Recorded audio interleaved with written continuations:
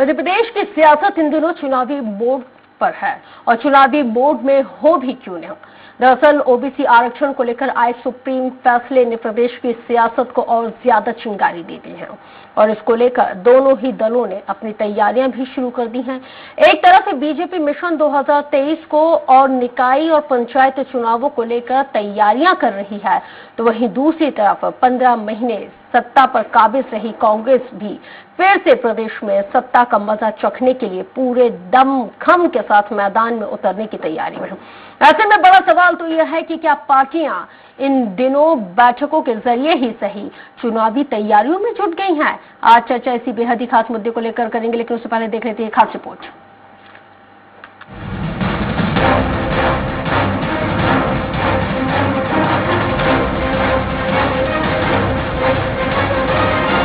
ये तस्वीरें बताने के लिए काफी है कि बीजेपी कांग्रेस ने चुनावी झांकी सजानी शुरू कर दी है। दोनों सियासी दलों में लगातार मैराथन मीटिंग्स का सिलसिला जारी है।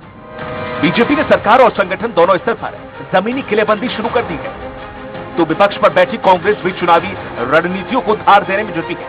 इसी क्रम में भोपाल के बीजेपी कार्यालय में दिग्गज नेताओं की मौजूदगी में सभी मोर्चों और 17 प्रकोष्ठों की बैठक हुई, जिसमें पार्टी के आगामी कार्यक्रमों, बूथ को मजबूत करने, योजनाओं को जनता तक पहुंचाने समेत कई मुद्दों पर मंथन हुआ।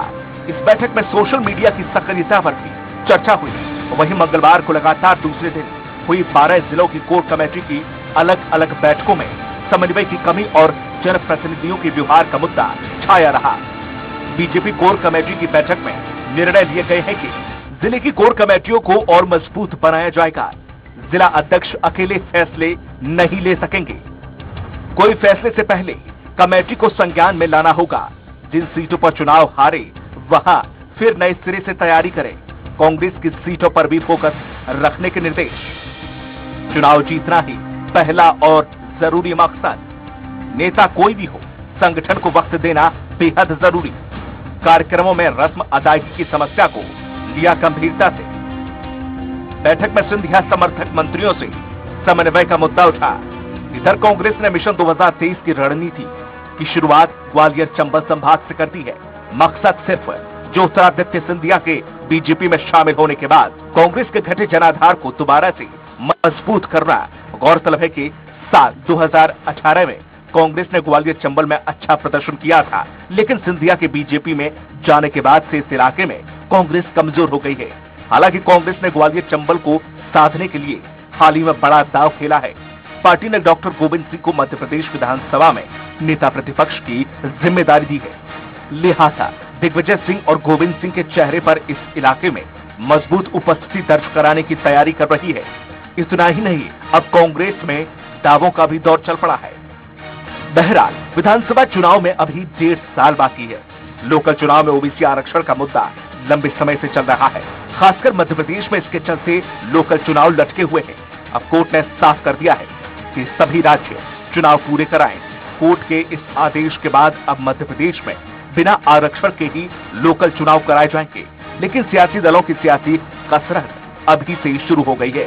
बीजेपी जहां सरकार के कामकाज और योजनाओं के जरिए मिशन 2023 को लेकर आश्वस्त है, तो वहीं सियासी दलों की बैठक के जरिए तैयार होती विसाख में कौन सा दल जीतता है और कौन सा दल शिकस्त पाता है, ये तो वक्त ही बताएगा। लेकिन इतना तय है कि सियासी कसरत से ये दल मजबूत जरूर होंगे। भोपाल से सलमान खान, स्वराज एक्सप्रेस। तो वाकई में होमवर्क से निकलेगा हल। इस बेहद ही अहम मुद्दे को चर्चा करने के लिए हमारे साथ बेहद ही अहम पैनल इस वक्त जुड़ गया है। बीजेपी प्रवक्ता गोविंद बालू जी हमारे साथ जुड़ेंगे। कांग्रेस नेता अमित शर्मा जी हमारे साथ जुड़ गए हैं। शर्मा जी स्वागत है। आप प्रवक्ता रमाकांत जी भी जुड़ गए हैं, स्वागत है आपका। वरिष्ठ पत्रकार कृष्ण मोहन झा भी हमारे साथ जुड़े हुए हैं, आपका भी बहुत स्वागत है। अमित जी आपका रुख कर रही हूँ, आप किन मुद्दों के आधार पर 2023 के चुनाव में जाएंगे, जब आपकी खुद की ही पार्टी में इतना फ्रिक्शन है? कैसे मुद्दे बुनाएंगे आप? देखिए, ये तो खैर आप भी बहुत अच्छी तरह जानती हैं कि अगर भारतीय जनता पार्टी की मध्य प्रदेश में सरकार की बात करें तो मुद्दों की कोई कमी नहीं। आज मुद्दों की बात नहीं है। मुद्दा आज देखिए, आज मुद्दों के ज्यादा हटकर एक दर्द है।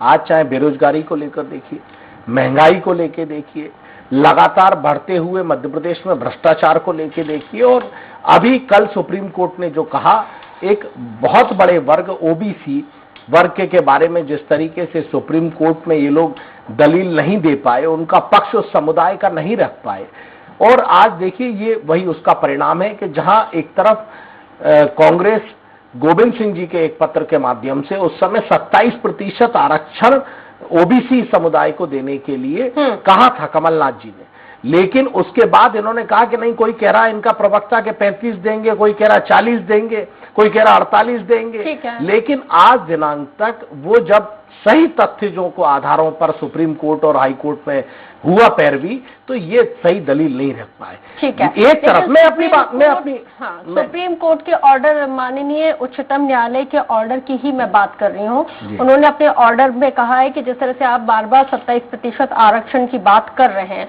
माननीय उच्चतम न्यायालय ने सिरे से उसको अपने ऑर्डर में साफ कह दिया है कि भाई हम नहीं देंगे 27% आरक्षण, साफ कह दिया, ना आज देंगे ना कल देंगे, इस पे कोई बहस नहीं, किसी हाई कोर्ट की कोई दलील को नहीं माना। अब बताइए, अब आपका स्टैंड क्या, अब आप क्या करेंगे? कोर्ट से ऊपर तो कुछ नहीं है ना सर। देखिए गौरी जी, कोई कोर्ट से ऊपर नहीं है, उच्च न्यायालय का जो निर्णय है वो सर्वमान्य है, लेकिन सरकार की क्या जिम्मेदारी थी? एक तरफ जब शिवराज सिंह चौहान व्यापम घोटाले में और डंपर घोटाले में फंसते हैं और पैरवी करने के लिए बड़े बड़े देश के वकीलों को खड़ा करा जाता और देश में 78 करोड़ रुपए शासकीय खजाने से शिवराज सिंह चौहान को बचाने के लिए खर्च किए जा सकते हैं, लेकिन जब उसी ओबीसी समुदाय से, जिस समुदाय से वो मुख्यमंत्री बने हैं, आज उसी समुदाय की जब बात आती है तो मुख्यमंत्री शिवराज सिंह चौहान 1000, 2000, 5000 के लेवल के वकीलों को खड़ा करके दलील पेश करते हैं। इससे इच्छा शक्ति प्रतीत होती है कि जब मुख्यमंत्री पर बात आती है, खुद शिवराज सिंह चौहान पर तो करोड़ों रुपए खर्च किए जा सकते हैं वकीलों पर, और अगर उस ओबीसी समुदाय की बात आती है तो एन केन वकीलों को खड़ा कर सही अध्ययन नहीं कर सरकार का गलत आंकड़े बनाकर गलत पक्ष रखा जाता है। बहुत छोटा सा सवाल, न्यायालय इस तरह का निर्णय देता है। बहुत छोटा सा सवाल, बहुत छोटा सा आंसर हाँ और ना में दीजिएगा। माननीय उच्चतम न्यायालय ने अपने ऑर्डर में साफ कह दिया है कि ये जो अभी जो व्यवस्था दी गई है, इन्हीं व्यवस्था के आधार पर आपको चुनाव में जाना है, चाहे वो नगर निगम के हो या पंचायत चुनाव हो, कैसे भी चुनाव है। अब इसी व्यवस्था के साथ आप चुनाव में जा रहे हैं। जो जनरल कैटेगरीज, मैंने कल भी ये सवाल किया था, आपकी याचिकाकर्ता से भी मैंने सवाल किया था जिन्होंने याचिका लगाई थी, आज वही सवाल मैं आपसे कर रही हूं और आप बहुत छोटा हाँ और ना में जवाब दीजिएगा। क्या कांग्रेस पार्टी जो अभी जो मौजूदा व्यवस्था माननीय उच्चतम न्यायालय के द्वारा बनाई गई है, क्या उस व्यवस्था के ही आधार पर ज्यादा से ज्यादा तादाद में ओबीसी के कैंडिडेट को उन सीटों पे उतारेगी जो जनरल कैटेगरीज में है, जो नॉन रिजर्वेशन वाली हैं? आप इतने बड़े हितैषी हैं तो आप दे दीजिए ओबीसी को मौका, गौरी जी छीन लीजिए वेटेज, पॉलिटिकली माइलेज फिर बीजेपी से। गौरी जी, ये हर समुदाय का एक अपना नैतिक दायित्व है। कमलनाथ जी ने बड़ा स्पष्ट कहा है कि आने वाले नगर पालिका, नगर पंचायत के चुनाव में कांग्रेस 27% ओबीसी को मौका देगी। जो लोग टिकट मांगेंगे ओबीसी को उनका अधिकार मिलेगा, और जो कांग्रेस ने पहले कहा था वो आज भी उसी शब्द पर कायम है, और कमलनाथ जी का वक्तव्य ही मैं समझता हूं कि सारी बातों का निराधार करता है। अच्छा ठीक है, गोविंद मालू जी हमारे साथ फोन लाइन पर इस वक्त जुड़ गए हैं। मालू जी बहुत स्वागत है आपका।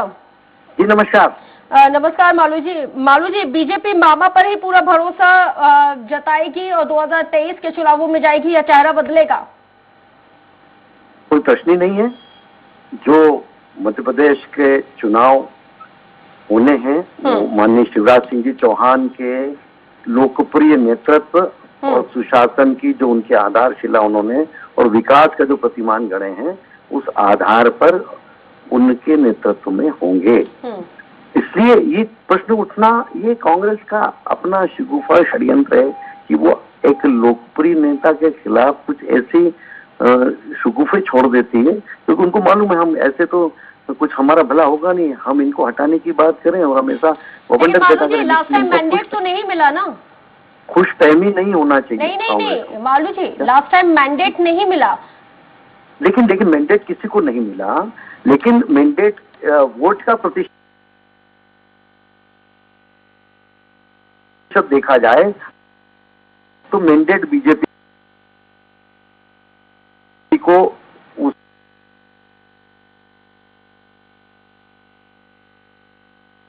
पर एज थी, प्रतिशत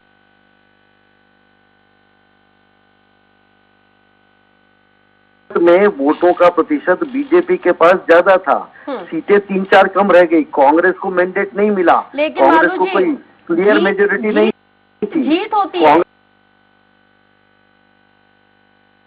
कांग्रेस ने जोड़ तोड़ कर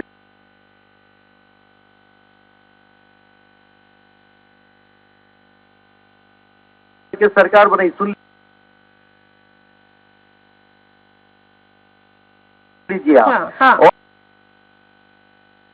और उसके बाद कांग्रेस ने जब जिन वचन पत्र के जिस वचन पत्र के आधार पर सिंधिया जी को चेहरे को आगे रखकर उन्होंने चुनाव लड़ा और कमलनाथ जी उनकी कुर्सी पर बैठ गए, तो सिंधिया जी से लोग पूछ रहे थे भाई आप हमसे वोट मांगने आए थे, जो वचन दिए थे उसका क्या हुआ। इन्होंने जब इनसे बोला तो बोले भाई आप तो उतर जाओ, सड़क पे उतरना है तो हम तो कुर्सी पे बैठे हैं। अच्छा। उन्होंने उतर गए सड़क पर और उन्होंने बता दिया कांग्रेस को आईना, और जनता ने भी दिखा दिया कि उनका वो निर्णय कितना सही था, क्योंकि जितने भी उम्मीदवार जो भारतीय जनता पार्टी में शामिल हुए और उनको चुनाव लड़ाया था वो बड़े अंतर से, जो आज तक कभी ऐसी जीत नहीं हुई, ऐसे जीते लोगों ने जनादेश दिया है।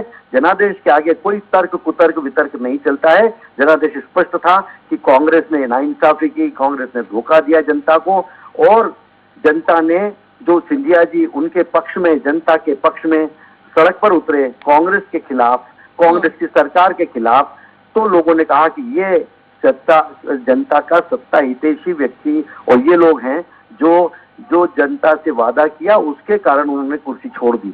तो ये कांग्रेस का चरित्र सामने आ गया है।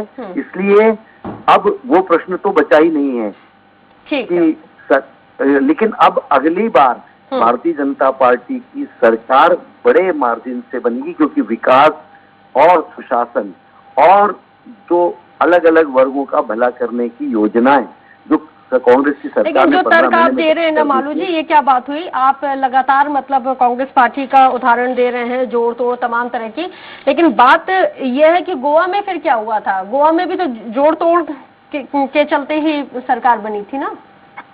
नहीं, गोवा में कहाँ जोड़ तोड़? परसेंटेज किसका ज्यादा? गोवा में तमाम चीजें देखें। देखिए, यदि कोई कांग्रेस की नीतियों से नाखुश होकर, उससे ना इत्तेफाकी रखकर यदि वो दूसरे किसी समूह के साथ आके मिलता है, ऐसा कई जगह हुआ। कई जगह तो कांग्रेस की स्थिति शून्य हो गई। उत्तर प्रदेश को देखें, हम पश्चिम बंगाल को देखें, वहाँ कांग्रेस की क्या स्थिति है? पश्चिम बंगाल में इनकी क्या स्थिति है? जो हमारी तो बहुत अच्छी है। आप लोगों ने सरकार चलाई, आपके आईना देख लीजिए। आप तो सरकार बना रहे थे पश्चिम बंगाल में। आपने तो हम तो पहले से ज्यादा बड़ी, हम तो बड़े अंतर नहीं छुपा रहे हैं कहीं भी। कोई तो करना चाहिए ना कांग्रेस पार्टी। चुनाव लड़ेगा तो जीतने की नहीं लड़ेगी, कहेगा कि हम सरकार बनाएंगे। तो ये थोड़ी कहेगा कांग्रेस पार्टी को 2% वोट मिले, वो भी कह रही थी वो सरकार बनाएंगे उत्तर प्रदेश में हम। तो ये हास्यास्पद था हालांकि, लेकिन बोला तो सही उन्होंने।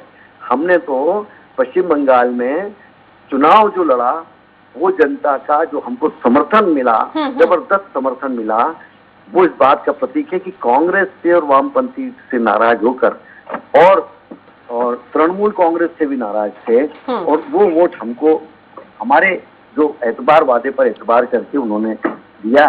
और इसलिए हमने वहां पर जो बेहतर स्थिति हम आए हैं। मैं समझता हूँ कि ठीक है, मैं इसका ठीक है, मैं आपके पास आऊंगी अमित जी, लेकिन पहले मैं रमाकांत जी के पास जाऊँ। रमाकांत जी, किन मुद्दों के आधार पर आम आदमी पार्टी मध्य प्रदेश में एंट्री करने जा रही है? क्योंकि विधानसभा चुनाव के लिए तो 18 महीने का वक्त है, उससे पहले आपके पास पंचायत चुनाव है, नगरीय निकाय चुनाव है, तो क्या शुरुआत पंचायत चुनाव और नगरीय निकाय चुनावों से होगी आम आदमी पार्टी की, या सीधे डायरेक्ट एंट्री विधानसभा चुनाव में? जी रफी जी, मैं बताऊं, मध्य प्रदेश की राजधानी भोपाल, मैं नगरीय निकाय चुनाव से आप का ध्यान आकर्षण करना चाहता हूं। मध्य प्रदेश की राजधानी भोपाल, ये भोपाल की नालियां देख लें, जहां 3 साल का बच्चा नाली में बहके और मर जाता है। उसके पहले कई बार आवेदन दे चुके कि नालियां ढकवा दी जाएं। ये मध्य प्रदेश की राजधानी भोपाल है, जहां पर बच्चों का सबसे बड़ा सरकारी अस्पताल है, और वहां पर बच्चों के अस्पताल में आग लग जाती है, जहां पर कई बच्चे, सरकार आंकड़ा ना दे एक अलग बात है, लेकिन दबी जुबान वहां के डॉक्टर्स बतला रहे हैं कि 70 के लगभग बच्चे जैसा भाटा भूनते हैं ना, उस प्रकार से भोरते बन के निकले। तो ये स्थितियां हैं। जिस प्रकार से बेरोजगारी का आलम है कि कोई भी अखबार उठा करके देख ले, कहीं भी देख लें, कोई ना कोई व्यक्ति प्रतिदिन आत्महत्या कर रहा है बेरोजगारी से परेशान होकर के। ये तमाम तरह के मुद्दे हैं। महंगाई देख लीजिए आप, बिजली का बिल लोगों को करंट मार रहा है। दूसरी तरफ मैं बतलाऊंगा आपको कि एक तरफ तो दिल्ली की आम आदमी पार्टी की सरकार है जो लोगों को बिजली निःशुल्क उपलब्ध करा रही है, पानी निःशुल्क उपलब्ध करा रही है। हम मध्य प्रदेश की राजधानी भोपाल में देख लें, लोगों को 20-20, 25-25 हजार रुपए पीने के पानी का बिल आ रहा है। बड़ा शर्मनाक है। यहां पर इलाज की व्यवस्था, आपने बच्चों के अस्पताल का देख लिया, कोई भी सरकारी स्कूल जाकर के देख लीजिए। 18 साल की भारतीय जनता पार्टी की सरकार, और इस बार जो अभी कह रहे हैं भाजपा के प्रवक्ता जी बोल रहे थे, मैं उनके लिए एक चीज कहना चाहता हूं कि मीठा मीठा गप गप, अच्छा खट्टा खट्टा थू थू। तो इस प्रकार की चीजें हैं। ये खरीद फरोख्त करके सरकार बनाए, दोनों पार्टी नहीं होता है, कड़वा कड़वा थू थू होता है। कोई बात नहीं, हाँ। गलत हो गया होगा। हाँ। तो खरीद फरोख्त करके सरकार बनी है, लेकिन कोई भी रेत माफिया का देख लीजिए, भाजपा कांग्रेस के दोनों के नेता उसमें शामिल हैं। चाहे दारू वाले हों, भाजपा कांग्रेस के नेता, दोनों का उसमें बराबर का शेयर है। कोई बड़ा प्रोजेक्ट हो, भाजपा कांग्रेस के लोग मिलकर लूट मचा रहे हैं। आप मुझे ये बताइए, पंजाब जो अभी जल रहा है, पंजाब में तो आप ही की सरकार है ना, अच्छे मैंडेट के साथ आप आए हैं, आप जिम्मेदार हैं कि नहीं है जिस तरह से पंजाब जल रहा है? जिम्मेदारी मुख्यमंत्री लेंगे कि नहीं लेंगे? निश्चित तौर पे रफ्क जी, वहां पर कानून व्यवस्था पूरी तरह से सुदृढ़ है। ईमानदारी से पुलिस को अधिकार दिए गए हैं। मैं आपसे पूछ रही हूँ कि पंजाब जल रहा है, इसकी जिम्मेदारी आप ले रहे हैं? आपकी पार्टी वहां पे रूल कर रही है, आप दूसरे जहां पे बीजेपी है, कांग्रेस है, जहां पे रूल कर रही है, वहां पे आप प्रश्न चिन्ह लगा रहे हैं। आपसे सवाल मैं कर रही हूँ कि भाई पंजाब जल रहा है, पंजाब के लिए आप जिम्मेदार हैं कि नहीं है? आपकी पार्टी कानून व्यवस्था का मामला है। कानून व्यवस्था का मामला किसके अधीनस्थ आती है? केंद्र सरकार के अधीनस्थ है। वहां पर कानून व्यवस्था, पंजाब के मुख्यमंत्री सरदार भगवंत मान जी ने पहली ही बैठक में कहा था कि पुलिस पूरी तरह से निष्पक्ष है। अगर कोई विधायक भी चाहे कि पुलिस, या मंत्री भी चाहे कि पुलिस को फोन करके ये बोले कि इस मामले की जांच इस तरह से की जाए, इस तरह से ना की जाए, मैं आपसे सवाल पुलिस पूरी तरह से रमाकांत जी, पंजाब जल रहा है, इसकी जिम्मेदारी आपकी है कि नहीं है? पुलिस स्वतंत्र है, ये बहुत अच्छी। निश्चित तौर पे पंजाब की सरकार मध्य प्रदेश के लिए क्या फ्री मॉडल है आपका जी? मध्य प्रदेश के लिए क्या फ्री मॉडल है? उत्तराखंड में एंट्री करने के लिए फ्री मॉडल था, हरियाणा आप लोग टच नहीं कर रहे हैं, पंजाब में जाने के लिए आप लोगों ने फ्री मॉडल ले लिया। अब जिस तरह से मध्य प्रदेश में एंट्री कर रहे हैं, तो मध्य प्रदेश के लिए क्या फ्री मॉडल है? जनता जानना चाहती है। सबसे पहले मैं आपको बतलाऊं कि नगर निगम में हमारा नारा है हाउस टैक्स माफ, कॉमर्शियल टैक्स हाफ, बिजली पानी निःशुल्क। तो ये तो है। और उसके बाद जब विधानसभा चुनाव आएंगे तो दिल्ली की तरह, पंजाब की तरह यहाँ भी सारी योजनाएं हम लागू करेंगे। अभी पंजाब में शुरुआत हो गई है, चाहे रोजगार के मामले में हो। लेकिन आप बताइए ना, मैं आपसे वही सवाल, आपने अभी जिम्मेदारी ले ली है कि पंजाब जल रहा है, उसकी जिम्मेदारी आपकी है। तो जब किया गया है, दोषियों पर क्या कार्रवाई की गई, क्या एक्शन लिया गया है? क्योंकि जब दिल्ली में कोई घटना होती है तो दिल्ली के मुख्यमंत्री अरविंद केजरीवाल रोने लगते हैं कि भाई दिल्ली की पुलिस जो है वो केंद्र सरकार के अधीन है। पंजाब में तो आप बिल्कुल स्वतंत्र है, पुलिस को स्वतंत्रता दी हुई है। तो पंजाब में इस तरह की स्थिति क्यों है? बहुत संक्षेप में, क्योंकि फिर उसके बाद पंजाब के मुख्यमंत्री सरदार मोहन जी के पास भी जाना, लगातार डीजीपी के संपर्क में है, उनसे बात कर रहे हैं और कानून व्यवस्था को व्यवस्थित रूप से चलाने के लिए उनको निर्देश दिए। समझ गए। यहाँ पे दोषारोपण नहीं कर पाएंगे ना, क्योंकि यहाँ पे तो पुलिस सीधे राज्य सरकार के अधीनस्थ है। मोहन जी, वाकई में जिस तरह से राजनीतिक पार्टियां जो दावा कर रही हैं, उनके दावों में आपको कितना दमखम दिख रहा है? क्योंकि कांग्रेस पार्टी 2023 की तैयारी का दावा कर रही है, लेकिन फ्रिक्शन उसकी ही पार्टी में बहुत ज्यादा है। और जिस तरह से मालू जी यहाँ पे कह रहे थे कि हम 2023 के चुनाव में मुख्यमंत्री शिवराज सिंह चौहान के चेहरे पर ही लड़ेंगे, लेकिन हमने मैंडेट भी देखा था। आप किस तरह से देख रहे हैं राजनीतिक पार्टियों की तैयारी, और इसके साथ ही ये जो सुप्रीम कोर्ट का ये जो सुप्रीम फैसला आया है, इसका कितना असर नगरीय निकाय पंचायत चुनाव और इसके साथ ही आने वाले विधानसभा चुनाव में देखने को मिलेगा? क्योंकि रिव्यू पिटीशन भी अगर राज्य सरकार जिस तरह से कह रही है, मुख्यमंत्री ने भी कहा कि हम रिव्यू पिटीशन डालेंगे कि पुनर्विचार किया जाए, तो सुप्रीम कोर्ट ये बखूबी कह चुका है कि भाई हम किसी तरह की मतलब आदेश अपने ऑर्डर को बदलने की गुंजाइश नहीं रखते हैं, जो है इसी स्थिति में आपको आगे चलना होगा। देखिए गौरी सर पर, क्योंकि आपने अलग अलग प्रश्न किए हैं, यदि माननीय सर्वोच्च न्यायालय के निर्णय की बात करती हैं तो माननीय सर्वोच्च न्यायालय का जो निर्णय है वो सर्वोच्च है, उसको तो राज्य को स्वीकार करना है। और उसके बाद जो ओबीसी वर्ग है, जो एक आस लगाए बैठा था कि उसको एक अलग प्रिविलेज मिलेगा, तो वो तो नहीं मिल पाया। अब ये देखना होगा कि राजनीतिक दल किस ढंग से उनको लाभ दिला पाते हैं। दूसरी बात, जो पंचायत चुनाव है, आप जानते हैं पंचायत चुनाव होते हैं वो दलगत राजनीति से हट करके होते हैं, उसमें दलगत बातें नहीं होती। ये बात जरूर होती है कि गौरी जी लड़ रही हैं, ये बीजेपी से समर्थित हैं या कांग्रेस से समर्थित हैं, लेकिन प्रत्यक्ष तौर पर किसी राजनीतिक दल का हस्तक्षेप नहीं होता।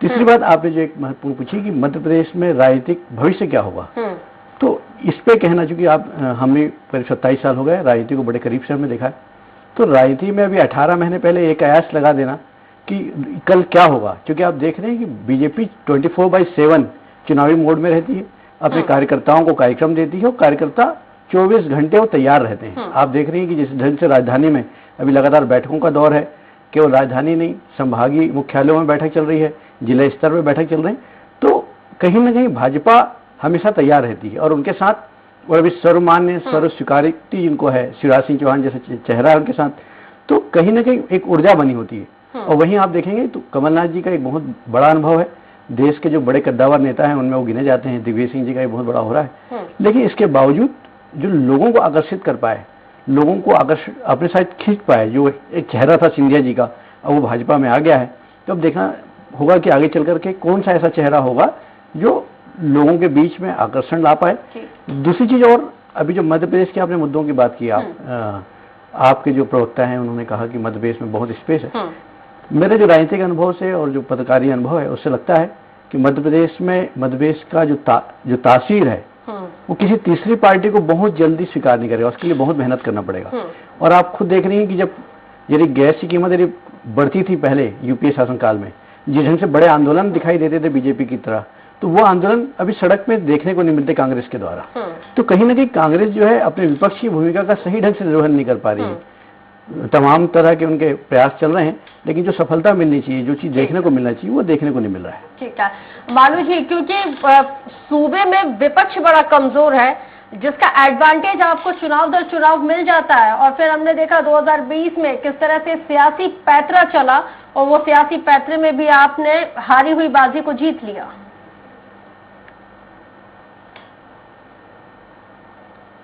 देखिए, कोई कमजोर है किस कारण है?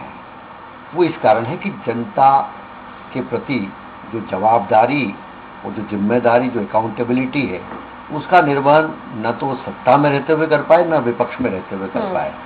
इसलिए कमजोर नहीं, हमारा काम, हमारी योजनाएं, हमारी इच्छा शक्ति और हमारा गवर्नेंस वो ताकतवर है, और वो जनता को गुड गवर्नेंस के साथ उनको डिलीवरी भी सही ढंग से दे रहा है। हम जो कहते हैं वो करते हैं और उसको अंजाम तक पहुंचाते हैं। इसके कारण जनता का प्रतिसाद, जनता का आशीर्वाद भारतीय जनता पार्टी के साथ, हमारे लोकप्रिय मुख्यमंत्री जी के साथ हमेशा से रहा है और आगे भी क्योंकि वक्त का अभाव है, इसलिए मालू जी रोकिए, वक्त का अभाव है, इसलिए मैं जानना चाहूंगी, जनता पार्टी की कोई सानी नहीं है। ठीक है, मैं जानना चाहूंगी क्योंकि वक्त का अभाव है, इसलिए मैं जानना चाहूंगी कि किन अचीवमेंट के साथ 2023 में बीजेपी जा रही है।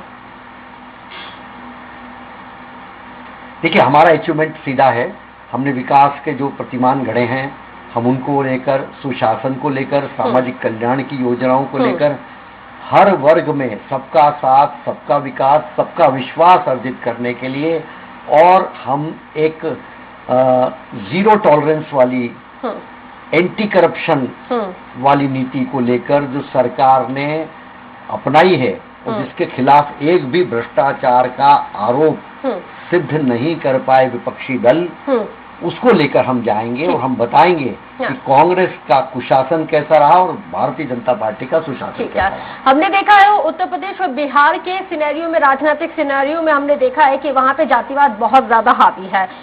मध्य प्रदेश में क्या किसी तरह का कोई रिलीजियस फैक्टर आप देखते हैं? बिल्कुल नहीं, जातिवाद का कोई, हमने जातिवाद को कभी तरजीह नहीं दी। हमने तो सबका साथ, सबका विश्वास और सबका विकास की बात की। इसलिए हम हर वर्ग के लिए योजनाएं हैं, हर समाज के लिए, हर जाति के लिए। हमने किसी को, ये लोग सांप्रदायिक कहते हैं, हमने कोई ऐसी योजना जो हिंदू मुस्लिम को अलग करती हो, कोई ऐसी योजना नहीं जिसका लाभ सब वर्गों को न मिलता हो। ये केवल वितंडावाद और ये जो पाखंडे कांग्रेस ने रचा है, और इसकी हमने, क्योंकि मैंने मालू जी सवाल इसलिए पूछा, क्योंकि उत्तर प्रदेश में हम देख रहे हैं कि किस तरह से ज्ञान व्यापी जो मुद्दा है वो पुरजोर तरीके से उठ रहा है और इसकी पूरे देश में चर्चा भी हो रही है। अमित जी, आपसे मेरा सवाल है कि किन मुद्दों को लेकर, ज्ञान वापी का मुद्दा हो या भारत के, देखिए सनातन धर्म और भारत की संस्कृति और सभ्यता का रक्षण करना, और आतताइयों ने जो हमारे मान बिंदुओं को ध्वंस किया है, उसके पुनर्निर्माण का काम सांस्कृतिक राष्ट्रवाद के रूप में भारतीय जनता पार्टी का एजेंडा भी है। भारतीय जनता पार्टी की पंच निष्ठाओं में समाहित है, और भारत की संस्कृति के गौरव की रक्षा करना और सभ्यता को अक्षुण्ण बनाए रखना, ये हमारा कर्तव्य है, हम उसको कर रहे हैं। ठीक है अमित जी, क्योंकि जिस तरह से मैं पहले भी मैंने आपसे पूछा है कि भाई आप किन मुद्दों को लेकर 2023 में जा रहे हैं, इसका भी जवाब दीजिएगा। और बहुत संक्षेप में एक और सवाल, क्योंकि आपने पश्चिम बंगाल का जिक्र किया था, तो उसी पश्चिम बंगाल के सिनेरियो में कि भाई बीजेपी तो वहां पे मुख्य विपक्षी दल के तौर पर है, आप तो वहां पे कहीं से कहीं तक है ही नहीं, गिनती में ही नहीं है। संक्षेप में देखिए गौरी जी, गिनती में कहाँ है? गिनती में बहुत सारी ऐसी जगह थी कि जहां भारतीय जनता पार्टी नहीं थी। देखिए गिनती की बात नहीं है। उन्होंने कहा कि आज जिस मध्य प्रदेश के उपलक्ष्य पर बात कर रहे थे, जिस तरीके से बात कर रहे थे, तो उन्होंने याद दिला रहा था वोट ऑफ परसेंटेज गोवा में कहा था, वोट ऑफ परसेंटेज की बात कर रहे हैं तो उत्तर पश्चिम बंगाल में कहा था, वोट ऑफ परसेंटेज की बात कर रहे हैं तो कर्नाटक में कहा था। मैं देखिए गौरी जी, दूसरा मेरे मालू जी की, गोविंद मालू जी को बड़ा सिंधिया जी याद आ रहे हैं। आज भारतीय जनता पार्टी को मैं याद दिला दूं, ये वही सिंधिया जी हैं जिनको भारतीय जनता पार्टी 70 साल गद्दार कहती रही। और मारू जी सुन लीजिए, सुनने का भी मापदा रखिए, ये वही सिंधिया जी हैं जिनको प्यार आ रहा है, जिनको 70 साल आप गद्दार कहते रहे। खैर गद्दार को आप मुबारक। दूसरी बात, मैं मारू जी और मारू जी ने दूसरी बात कही, गौरी जी मारू जी ने दूसरी बात कही कि क्या कहते हैं, आज जिस तरीके से 2003 में एक उमा भारती महिला, ओबीसी को बिलोंग करती थी, उमा भारती जी को लेके आए थे, आज कहाँ है वो? आज बेचारी उमा भारती शराब की दुकान पर पत्थर फेंक रही है, मानसिक संतुलन बिगड़ रहा है। अब इंतजार इनको सिंधिया जी का है। ठीक है, अब आपको ये नजर आने लगा है अमित जी की यहाँ पे उमा भारती जी शराब की दुकान पे पत्थर फेंक रही है, आप पूर्ण शराबबंदी की घोषणा करते हुए आपको मैंडेट मिलता है, जिन राज्य में आप रूल कर रहे हैं वहां पे शराबबंदी अब तक नहीं हुई है। सवाल वहां से भी जनता करती है, विपक्ष भी करता है। दूसरी चीज, पश्चिम बंगाल में आपका सुपड़ा साफ हो गया, उत्तर प्रदेश में आपका सुपड़ा साफ हो गया, 15 साल बाद आपको सूबे में सरकार मिली थी, बावजूद उसके आप सत्ता नहीं संभाल पाए, इसके लिए भी बीजेपी जिम्मेदार है। बहरहाल चलिए, घर का बेदी लंका ढाई, इसकी तरह चाहे वो किसी भी क्षेत्र में हो, जब घर का बेदी विश्वास करने के बाद लंका ढा गया, तो इसमें किसी भी राजनीतिक दल की आज क्या स्थिति थी? गोवा में क्या स्थिति? जिन विधायकों को लेकर गए वो बाद में वापस आ गए, जिनके घर कांच के होते हैं वो पत्थर नहीं फेंका करते। ठीक है, किसका घर कांच का है, कौन पत्थर फेंक रहा है, ये 2023 में पता चल जाएगा। रमाकांत जी, दो संक्षेप में, खरगोन में कौन फेंकवा रहा है? 2 शब्दों में सत्ता में मलाई मारो, आप पत्थर फेंकवाओ जनता पर, मलाई मारो 17 साल तक आप, और ओबीसी के साथ अत्याचार करवाओ आप। अरे ठीक है अमित जी सरकार है, उन्होंने कभी शास्त्री जी का भी नाम ले लेते, वो भी तो पीएम थे देश के, कभी शास्त्री जी का भी नाम ले लेते। रमाकांत जी जल्दी से संक्षेप में, क्योंकि अडवाणी जी का भी तो नाम ले लेते, मैं अटल जी का भी तो नाम ले लेते। जनता के मुद्दे इनको पे चाहिए दोनों पार्टियां नेहरू कोई जैसा बात करने भ्रष्ट। के लिए तैयार नहीं है। इनकी ठीक यही है, समस्या ठीक है। है रमाकांत जी, आपस में ठीक उसी तरह से लोग जनता के में मुद्दे इनकी पर चलती रहती है और राहुल जनता के गांधी मुद्दे पे जैसे इनको पप्पू। अब जनता ये को पानी आगे मिल ना रहा है ठीक है, नहीं मिल रहा ठीक है है। जनता को ठीक बिजली है, आएगा ठीक नहीं है। मिल रही है। रमाकांत जी, ठीक उसी तरह से आप वाले ना ठीक- आगे ना पीछे। ठीक है, ये ठीक है, दिल्ली में भी आपका ठीक भ्रम है, ठीक है, ठीक उसी तरह से पंजाब जहाँ पे संभाल लो भैया। पंजाब के मुद्दे पे पंजाब में आपकी आपके मुख सरकार थी पंजाब के मुद्दे पे भी आपके मुख से कुछ नहीं निकल रहा। पंजाब में कंक्लूडिंग सिमट के रिमार्क रह गई। Mohan ji, concluding Krishna Mohan Jha ji, concluding remark. देखिए, निश्चित रूप से राजनीति में अभी कुछ कहना बहुत जल्दबाजी होगा, लेकिन जिस ढंग से इस बार जो कांग्रेस कार्य कर रही है, एक बड़ी चुनौती पेश कर सकती है, लेकिन उसके जो बीजेपी की जो तैयारी है वो कहीं ना कहीं भारी पड़ रही है अभी कांग्रेस पे। अभी कांग्रेस को और मेहनत करने की आवश्यकता है। ठीक, बहुत शुक्रिया हमारे साथ जुड़ने के लिए मोहन जी। अमित जी, आपका भी शुक्रिया, और साथ ही रमाकांत जी, गोविंद मालू जी, आपका भी बहुत शुक्रिया चर्चा में शामिल होने के लिए। तो मध्य प्रदेश में जिस तरह से गर्मी की तपिश बढ़ती जा रही है, ठीक इस तपिश के साथ सियासी गर्मी भी अपने सबाब पर चढ़ती जा रही है, और इसी गर्मी को और ज्यादा बढ़ाने का काम किया है ओबीसी आरक्षण को लेकर आए सुप्रीम कोर्ट के सुप्रीम फैसले ने। सियासी हीट स्ट्रोक को और ज्यादा बढ़ा दिया है, जिसके चलते अपने प्रदेश में दोनों ही दलों ने अपना अपना वोट बैंक बढ़ाने के लिए होमवर्क करने की तैयारी शुरू कर दी है, और या यूं कहा जाए कि होमवर्क अब किया जाने लगा है। खैर, जब तक ये होमवर्क मुकम्मल होगा तब तक सूबे में विधानसभा चुनाव की बेला शुरू हो जाएगी। जनता मांगे जवाब में मैं रश्मि गौरी आपसे लेती हुई इजाजत दीजिए। नमस्कार।